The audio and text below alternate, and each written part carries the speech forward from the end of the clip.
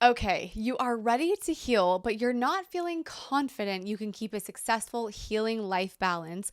Or maybe you've even tried things in the past to heal, whether it be through diet, lifestyle changes, a program you joined, but the lack of positive thoughts or determination in your life kept you from moving forward. Well, my friends and fellow brain babes, if you're new, yes, you already have a nickname.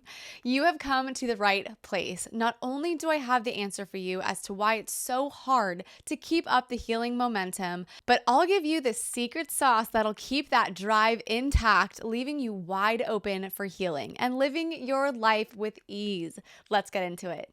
Hey guys, Kelly Nelson here with Kelly Nelson Health. Welcome back to my channel where I help you self-heal chronic conditions such as, but not limited to, fibromyalgia, chronic fatigue syndrome, chronic pain, undiagnosed mystery symptoms, anxiety, and more. If you know my story, you know that I suffered with fibromyalgia and chronic fatigue syndrome that involves severe chronic pain, fatigue, brain fog, and anxiety for 6 years before I finally found the beautiful world of brain retraining and nervous system regulation. Having gone through this myself, I know exactly what it takes to recover, so I now dedicate my life to helping you do the same. I'm about to blow your mind. What I'm about to break down is so important that it could quite literally change your life from this moment forward. And I truly, truly do not say that lightly. And actually, I invite you to pause this video, grab a pen and paper so that you can take notes, so you can write down all of these gold nuggets I'm about to tell you. Okay, are you locked and loaded with your pen and paper? Man, that makes me think of school supply shopping days. I used to get butterflies. My mom would be like, hey guys, we got to go to Staples. And my sister and I would get so excited about that. Okay, I have gone off track. Back to it. Healing. I know it's tough. It takes work. It takes time, energy. It really takes you away from what you really want to be doing. And the hardest part is sticking to the exercises and the habits that will get you the results that you want. In all honesty, at the beginning of my healing journey, I was all over the place. I would stick to something like brain retraining exercises. I'd be doing great. I'd even feel a difference.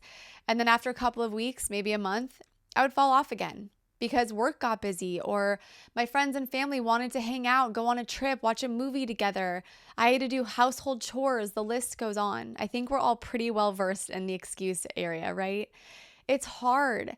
And what I'm about to get into is not about simply setting your goals, setting reminders on your phone, scheduling things in your calendar, because we've all tried that.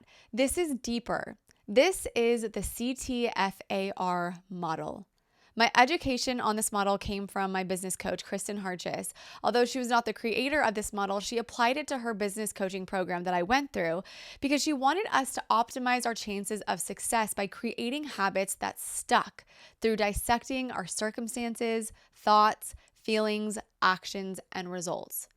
Did you notice the beginning letter of all of those words? CTFAR. Circumstances, thoughts, feelings, actions, results. So let's break this down together so you can amplify that healing determination up to 100, getting you the results that you want. And more importantly, putting you in control, putting you in the driver's seat. Circumstances. So circumstances are facts that can be proven in a court of law. I know, so serious, Kelly. Here's the example. I'm 5'5". That's my height. It's a fact. It's measurable and it's not debatable. This is how circumstances work. They're always facts that everyone agrees on and can be proven. Besides basic facts, there are 2 additional components to circumstances: your past and other people's actions. The events of your past are circumstances. For example, if your dad came over to your house last week at 12 p.m., right? Let's just say 12, without calling first, that is a circumstance. It's a fact. It's his measurable action. Now, if your mom calls you right now and says she's coming over, that is also a circumstance. She called and she said she's coming over. It's a fact that she called and it's not debatable by anyone, right? Circumstances, the facts of your life, are neutral. That means they're neither good or bad. Circumstances only become good or bad based on the thoughts we have about them. Are you feeling the aha moment coming on? You do, don't you? Thoughts. Thoughts are sentences in your head. For example, thinking that your friend is being rude by coming over unannounced is a thought. That's your subjective opinion. Many people could have different opinions about the same exact circumstance. We see this all of the time, don't we? You know a thought is a thought and not a circumstance if there are any descriptive words or opinions in the sentence around the facts. Are you guys with me? So even if 100 people out of 100 agree on something that has an opinion in it, it's still a thought because it can't be proven as a fact. The number of people agreeing with a thought doesn't make it a circumstance. It's still just a thought. As human beings, we have approximately 60,000 thoughts per day. I know that's crazy. Most people have unsupervised minds, meaning they don't intentionally choose their thoughts.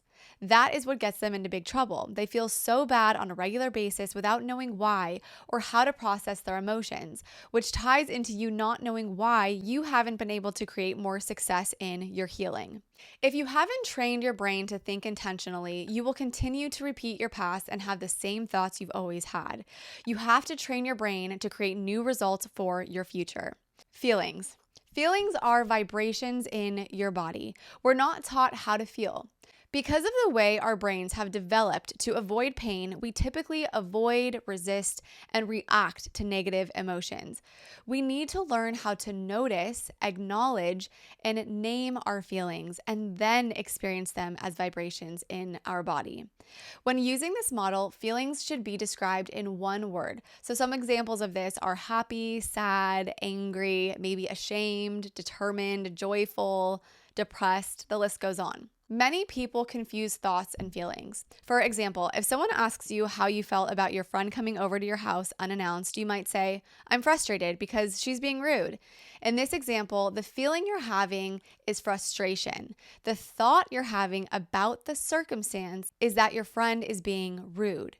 Your friend coming over unannounced is not in and of itself frustrating. It's a neutral circumstance. Your thought that your friend is being rude is causing you to feel frustrated. So distinguishing between thoughts and feelings is critical. Understanding that your thoughts cause your feelings is how to feel better without changing your circumstances. No one can cause you to feel a certain way. We've pretty much all heard this, right? We've heard that expression, like, I can't make you feel a certain way. You can't make me feel a certain way. Your thoughts about what someone did or didn't do are what cause you to feel something. Your thoughts cause your emotions always. This is great news because it means you can choose how you want to think and therefore how you want to feel. That doesn't mean you'll feel good all the time. You will feel bad some of the time, but you'll feel bad because you're choosing to feel bad, not because someone else is making you feel bad. When you say someone else makes you feel a certain way, you have officially given your power away. And in most cases, other people are notoriously bad at making us feel the way we want to feel. So that's another reason to be thankful, so thankful that you alone are responsible for how you feel. Are you guys staying with me? I promise I'm going to tie this in a beautiful bow at the end of this. Actions. Actions are what you do, don't do, or how you react. Your feelings fuel your actions, inactions, and reactions. For example, let's say by feeling frustrated with our friend coming over unannounced, you decide not to talk to her for the rest of the week. The frustration you felt drove the action of giving her the silent treatment and not speaking to her. Your actions, inactions, and reactions will be based on the feeling that fueled them. If you're not taking action and wondering why, ask yourself what the feeling is that you're having right before you want to take action. Then work backwards to determine what thought is driving the feeling. Results. Results are the consequences or outcomes of your actions, inactions, or reactions. Now, using the same example, the consequence of you not talking to your friend for a week might be that you are being rude to her, maybe even passive aggressive, and not showing up how you would normally want in the relationship. Phew, okay, we did it. Are we all still here? And now for that pretty bow I promised you, tying it all in together. So the problem in most situations of not getting results in healing is that it focuses solely on changing your actions. When you change your actions and don't change the thoughts and feelings behind the actions, there's resistance, right? So much resistance, which is why it makes it difficult, if not impossible, to see real change. That is treating the symptom instead of the root cause of the problem. And you guys know I'm in the root cause business. So moving forward, the nitty gritty. The moment you see your actions are not getting you the results you want, whether it be in staying consistent with diet and lifestyle changes or habits that will promote your healing, or heck, for anything in your life for that matter, I want you to move through the CTFAR process. Now, being new to this process, you might have to move backwards at first, right? Because most likely we're getting results without knowing how the heck we even got there. We're new to this. So write down some results you've gotten in your life lately. It could be positive, it could be negative. What were the circumstances that led to the thoughts, that led to the feelings, that led to the actions of getting you the result? And the more you actually take the time to sit down, write it out, and analyze it, the more you'll attract awareness when the next crucial circumstance is presented to you. And guess what that means, my friends? It means this awareness will give you complete control over your thoughts, your feelings, and therefore your actions, getting you the results you want.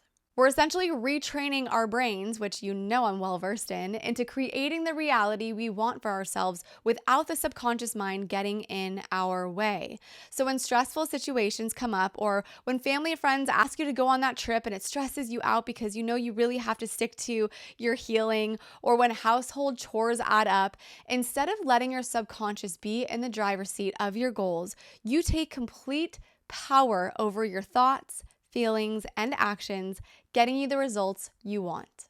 If you feel this video helped you understand the CTFAR model and how it gives you the power to take control of your thoughts, leading you to getting the results you want, please be sure to hit that subscribe button.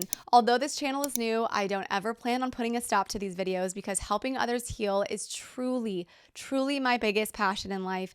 And the more that you subscribe, the more people can be helped. You can also hit the bell notification so you can be notified when my next video comes out. Thanks so much for watching. Happy, healthy healing. Bye.